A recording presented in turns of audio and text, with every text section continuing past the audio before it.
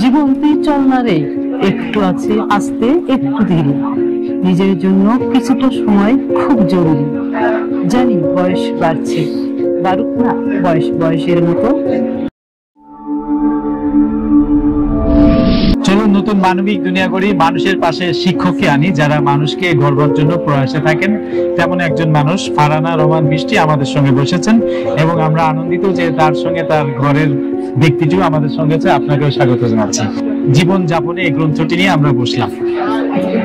আপনি একজন কলেজের শিক্ষক, প্রভাষক সরকারি কলেজের, এবং এই যে বই লিখছেন মানুষ গড়বার কাজে নিয়োজিত আছেন। জীবন যাপনে এই বইটির মধ্যে কি আছে আসলে? এই বইটিতে আসলে জীবন যাপনে আমরা প্রতিনিয়তই যে জীবন যাপন করি সেই জীবনের কথাগুলি আসলে আছে। সেগুলি যেমন নিজেকে সময় দিন, সম্পর্কের যত্নে নারী, মানুষের পাশে থাকি, তারপরে মানুষ বাঁচে তার কর্মে। এরকম আমার 112টি লেখা নিয়ে এই প্রবন্ধটি আমি এবার 2025 বই মেলায় বের করেছি। এই বই ছাড়া আপনার অন্যান্য কি বই আছে? এই বই ছাড়া আমার আরো 4টি কাব্যগ্রন্থ আছে। প্রথমটি হলো অনুভবে অনুভূতি, দ্বিতীয়টি হলো সম্পর্কের বৃত্ত, তারপর তৃতীয়টি হলো নবস্বপ্ন, তারপর বজ্রকণ্ঠে 71 এবং এবার এটি প্রবন্ধ জীবন যাপন। Prime University, knowledge is power. The university prides itself on a hybrid library that combines digitized and digital search platforms in addition to a rich variety of books and publications. World-class laboratories with state-of-the-art equipment are there to flourish the inquisitive mind. From the time they go through a well-ordered admission process, career counseling and job placement department plays a supportive role for the students. Your dreams are realized as radiant success.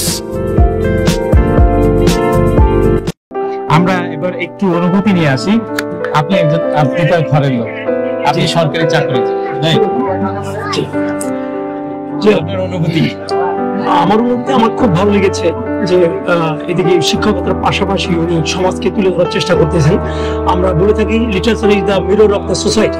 সমাজে কি ঘটতে যাচ্ছে, কি ঘটবে বা কি সবগুলো উনি চেষ্টা করেছেন এই বইটির মধ্যে তোলার জন্য। এই জন্য খুবই আমি আনন্দিত।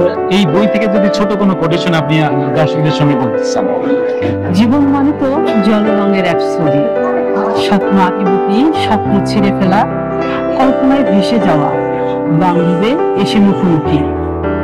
জীবন তুই চল না রে, একটু আছে আস্তে একটু ধীরে, নিজের জন্য কিছুটা সময় খুব জরুরি।